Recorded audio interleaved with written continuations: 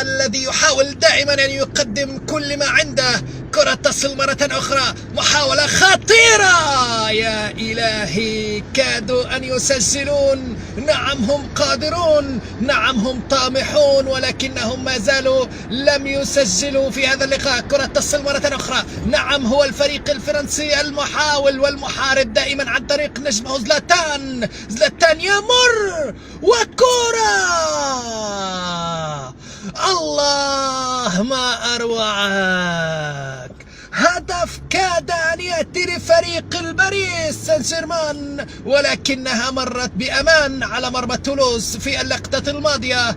وينتقل الميكروفون إلى زميلنا في التعليق الكابتن رؤوف خليف. تفضل كابتن رؤوف. إذا مشاهدينا الكل مساء الفل. في لقطة غدارة من السلطان زلاتان، كاد أن يفتح المجال ويفتح الطريق واقف. كرة مرة أخرى، كرة طويلة في عرض الدفاع، يمشي زلاتان يوسع.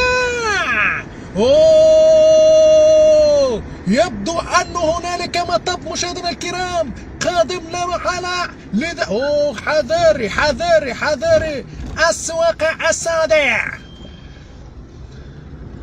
إشارة تفتح الآن، ونعود مرة أخرى للاستوديوهات التحليلية وزميلنا في التعليق والتحليل الكابتن هشام الخلصي. لك الخط يا هشام. إذا انتهى الشوط الأول ما بين مارسيليا والفريق تولوز بالتعادل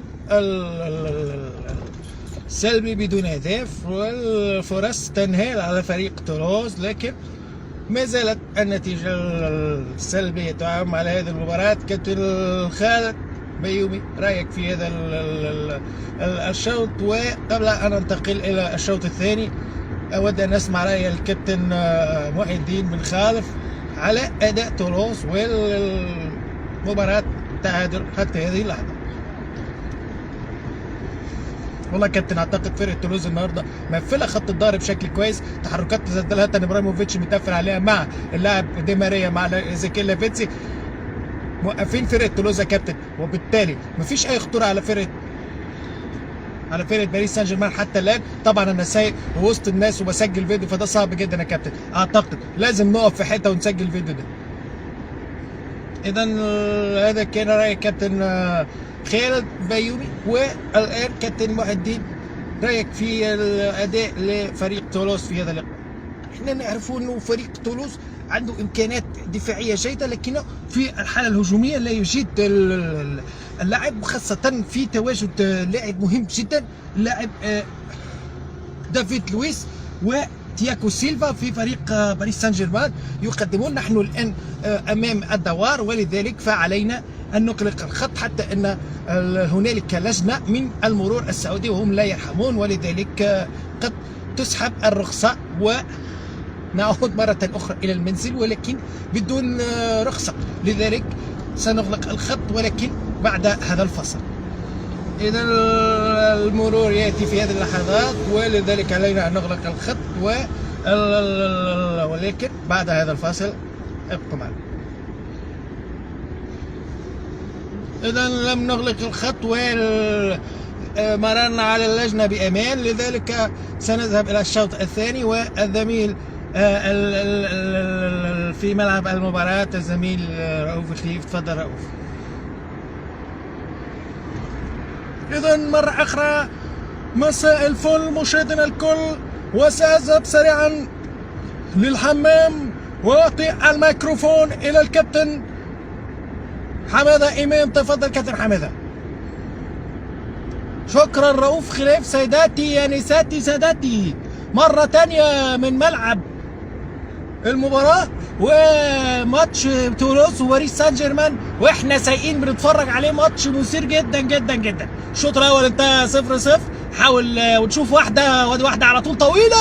اوعى زلاتان ده ملوش وحش، وحش زلاتان ده 194 سم متحرك على طول مكنه. زلاتان وانخيل دي ماريا لعيب نجم كبير قوي. دي ماريا هو وايزيكيل لافيتس، ومعاهم لوكاس مورا ده في الاحتياط النهارده ملوش حل برضه لوكاس مورا، ومعاهم برضه في نص الملعب اللاعب فاراتي الايطالي نجم كبير قوي. تولوز انا ما اعرفش حد فيه الحقيقه عشان كده مش هكلمكم عليه. وحارس مرمى سيلفادوري سيريجو برضه باريس سان جيرمان نجم كبير سيلفادوري، ولعيب برضه عايزين اليوفنتوس يجيبه عشان يبقى خليفه جيجي بوفون.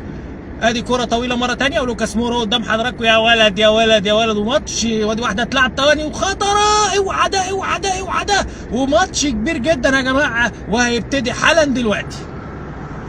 نروح بقى على طول اهو السنترة ويرجع على طول. انا هروح على حضراتكم عشان انا معلق على مباراة تانية، وهدي الميكروفون لزميلي يوسف سيف. اتفضل يا يوسف. إذا أيها الأحبة في كل مكان، أيها السيدات والسادة، نحن من هنا من ملعب المباراة نحييكم.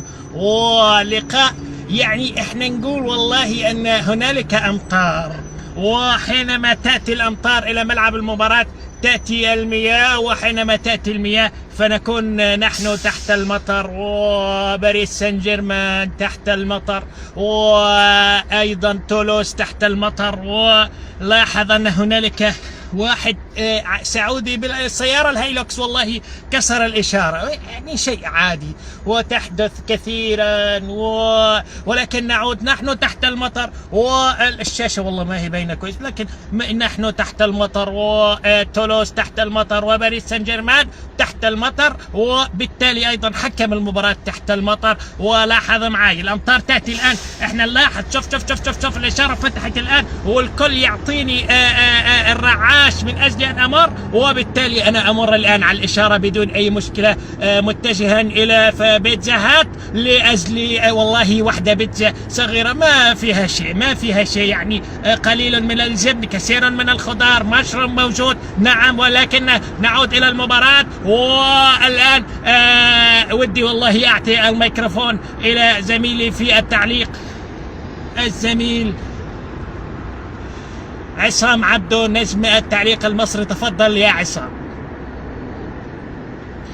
طبعا هنا بنقف في الإشارة، نجوم كبيرة جدا في الإشارة هنا معانا، مش ممكن مش معقول. طبعا بنحاول نشوف هنا الإشارة بتتكلم ازاي يا جماعة. شوف هنا الإشارة حتى لو في كل مكان الإشارة خضراء لازم تعدي. اوعى تقف في الإشارة وهي خضراء، اوعى تقف في الإشارة وهي خضراء. خدها مني بضمان المعلق العربي، عدي في الإشارة لما تبقى خضراء ما يهمكش، عدي في الإشارة. هنا الإشارة خضراء لازم نعدي، لأن هي شوف صفرت، مش ممكن يا جماعة. الإشارة دي يعني حاجة صعبة جدا، واحنا تقريبا كسرناها، لكن ما فيش مشكلة.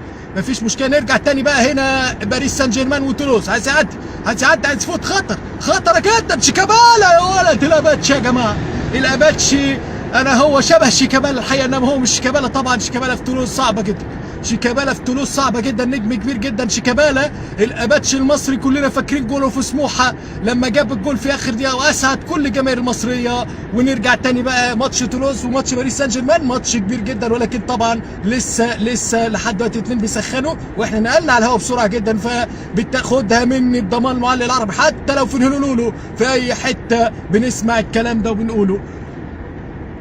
كفايه كده بقى عشان ما عادش في معلقين، لسه في معلقين. حد تاني فكروني يا جماعه، فكروني. كابتن مدحت شلبي، كابتن شلبوكه العظيم، وادي الشرطه قدام حضراتكم، روعه الروعه اقسم لكم بالله، متعاونين للغايه. يشوفوك تكسر الاشاره ياخدوا رخصتك فورا، مفيش هزار. انما انت لو سعودي مفيش ما يمنع اطلاقا ياخد اشارتك، ياخد رخصتك. ليه؟ اكسر براحتك، انت سعودي. انما انت لو مصري ياخد اشاره ابوك وياخد العربيه. تعالى ورايح فين وجاي منين؟ كسرت الاشاره ليه؟ انما لو سعودي مفيش ما يمنع اطلاقا. نروح بقى لباريس سان جيرمان عشان ما نترحلش، نروح لباريس سان جيرمان وتولوز، ولكن بعد الفاصل.